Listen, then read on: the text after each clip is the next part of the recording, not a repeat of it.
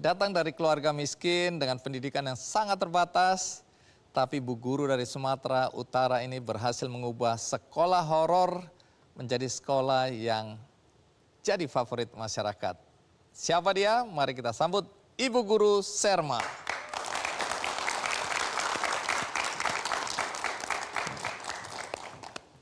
Iya, Bu Serma, terima kasih sudah hadir. Terima kasih Bang Andi Iya, untuk datang dari mana? Saya dari Sumatera Utara. Persisnya di mana? Brastagi, Kabupaten Karo.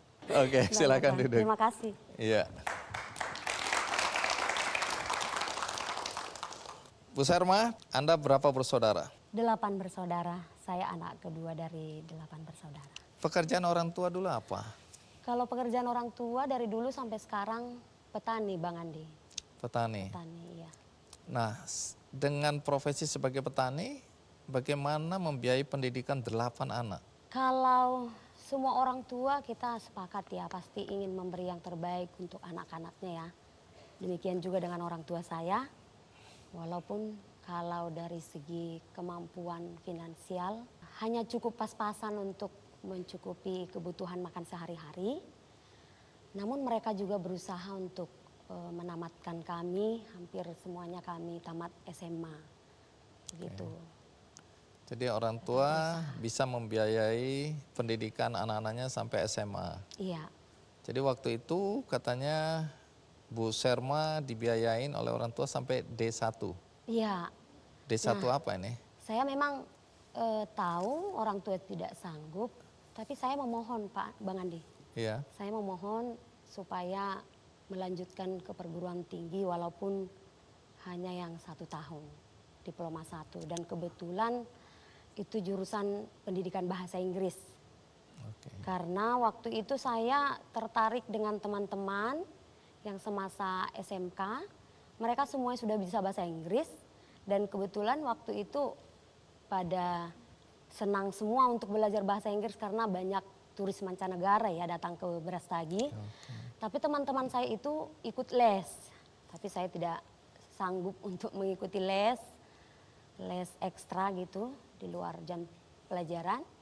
Jadi saya berharap setelah tamat SMK ini paling tidak untuk 1 tahun belajar bahasa Inggris.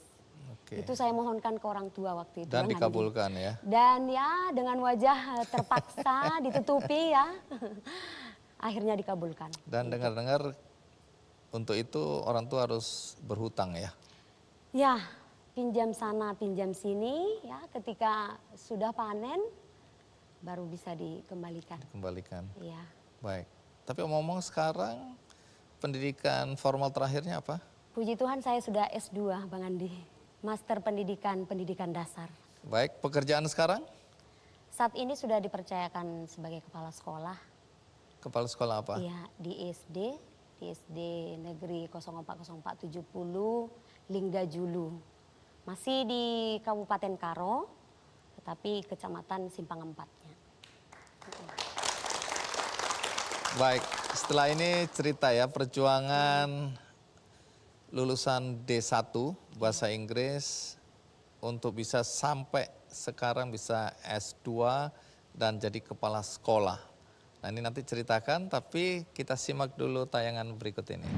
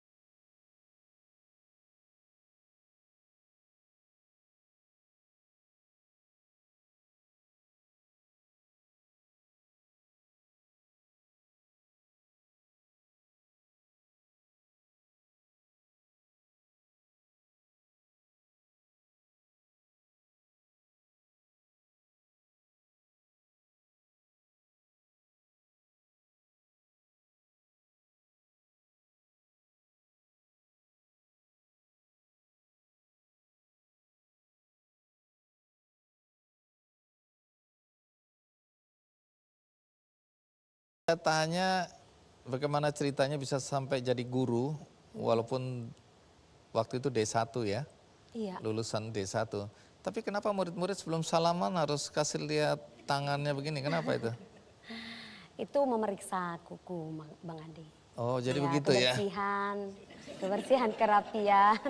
Jangan lihat kuku Ayo, Bang saya, Andi, ditunjukkan. nggak berani saya. Apa yang dilihat? Kebersihan ya? Ya, kebersihan, kerapian pakaian anak. Oh itu Kemudian menjadi perhatian. ditanyakan juga sudah mandi atau belum tadi, atau sudah sarapan. Kembali ke masa ketika Anda pertama kali jadi guru. Bagaimana anak lulusan D1 bisa jadi guru hari itu? Waktu itu memang sebelum saya jadi guru, Bang Andi, saya sudah bekerja di sebuah guide travel ya, sebagai guide travel di sebuah guest house. Nah, selama 1 tahun saya bekerja di sana, yang tujuan saya hanya satu, supaya fasih berbahasa Inggris. Karena tamu-tamunya itu dari Orang asing. orang asing. Namun di tahun kedua saya sudah mulai tidak nyaman dengan pekerjaan itu, Bang Andi. Saya sudah mulai tidak damai dengan pekerjaan itu. Saya mengingat perjuangan orang tua menyekolahkan saya 1 tahun, namun pekerjaan saya hanya bawa bule ke Gunung Sibayak, lalu sampai juga setelah itu saya juga ada kegiatan membersihkan kamar mandi, membersihkan tempat tidur. Nah, itu yang membuat saya berdoa, ya, semoga Tuhan kasih yang terbaik lagi di pekerjaan dibandingkan yang saya geluti itu gitu. Oke, terus? Nah, ternyata takdir berkata lain ya, Bang Andi ya. Mungkin Tuhan sudah rencanakan juga. Saya ada kabar dari saudara bahwasanya sedang ada pelamaran guru bantu pada Guru waktu bantu. itu. Iya, tahun SD. 2003. Terus? Nah, saya coba melamar dengan bermodalkan ijazah diploma 1. Bisa itu? Nah, pada saat itu meja-meja di tempat panitia melamar ini Pendaftaran? hanya terdapat D2, D3 S1. dan S1. Jadi D1 lamaran nggak ada? saya ini ya tidak ada meja untuk D1. Lalu? Nah, lamaran saya sampai ditanyain ke setiap panitia, setiap meja, ini kemana ini lamarannya ini diletakkan begitu, Bang Andi. Tapi ketika memang saat itu mungkin sedang dibutuhkan guru bahasa Inggris untuk SD, lamaran saya diletakkan di meja D2 PGSD. Oke, jadi harusnya tidak memenuhi kualifikasi kalau dari Iya. segi ijazah ya. Iya. Tapi benar, ini Bang tangan Tuhan yang bekerja ini ya. Iya. Ditaruh di D2 itu ya. saya yakin ada juga rancangan Tuhan. Akhirnya keterima.